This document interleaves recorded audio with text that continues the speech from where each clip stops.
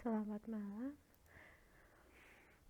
Perkenalkan, nama saya Devani Kristabella Wijaya. Saya berasal dari TI 4E nomor absen 10 dengan nomor induk mahasiswa 17417200092. Artikel yang saya pilih adalah mengenai jatuhnya pesawat Lion Air yang diakibatkan salah satu kalibrasi pada sensor AOA yang berakibat MCAS melakukan tindakan yang tidak sesuai kebutuhan pesawat saat itu. Dan kejadian ini terjadi pada 29 Oktober 2018. Model failure yang dapat kita ambil dari kejadian tersebut adalah omission failure dan response failure. Omission failure itu terjadi karena aktivasi MCAS yang terus berulang dan gangguan komunikasi dengan pihak air traffic control yang tidak dapat dikelola secara efektif. Waktu itu MCAS membaca dari sensor AOA yang salah dalam kalibrasi, sehingga MCAS dapat melakukan perulangan dan terus berulang. Dan pada waktu itu juga terjadi gangguan komunikasi dengan pihak air traffic control, di mana air traffic control adalah komunikasi yang dapat dilakukan oleh pesawat dengan bandara yang ada di sekitarnya. Response failure karena sistem MCAS atau Maneuvering Characteristics Augmentation System mendapatkan input dari sensor AOA yang salah kalibrasi, sehingga sistem MCAS memberikan respon yang tidak sesuai dan mengakibatkan pesawat hilang kendali. Waktu itu sistem AOA yaitu penunjuk apakah pesawat ini memiliki daya terbang atau tidak.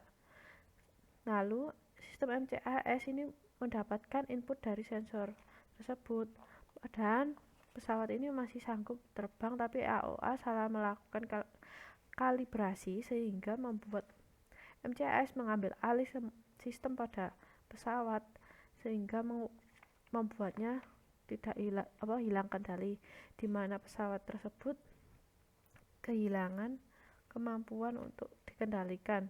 Jadi MCAS mengambil alih seluruh pesawat dan melakukan pengendalian pesawat secara penuh, dan pesawat tersebut akhirnya jatuh ke dalam laut. Solusinya yaitu melakukan update MCAS dan AOA. Sebelum itu saya akan menjelaskan apa sih MCAS itu. MCAS merupakan sistem yang dapat mengambil alih pesawat jika terjadi keadaan darurat pada pesawat, seperti kalibrasi AOA yang menunjukkan kondisi pesawat memerlukan pendaratan darurat. Dan berikutnya, sedangkan AOA merupakan sensor angle of attack yang digunakan untuk menunjukkan daya terbang suatu pesawat, apakah pesawat ini masih layak untuk terbang atau tidak. Yang kedua, pelatihan pilot untuk anomali AOA. Pelatihan pilot ini dilakukan untuk mencegah terjadinya kesalahan MCAS, sehingga waktu itu jika misalnya AOA mengalami kegagalan kerja, sehingga pilot-pilot dapat melakukan pengambilan alih tidak menggunakan MCAS atau autopilot, sehingga dapat dikendalikan oleh pilot tersebut. Kemudian dari dua ini kita harus menunjukkan apakah keamanan pesawat ini masih layak terbang atau tidak, dan tingkat keamanannya bagaimana.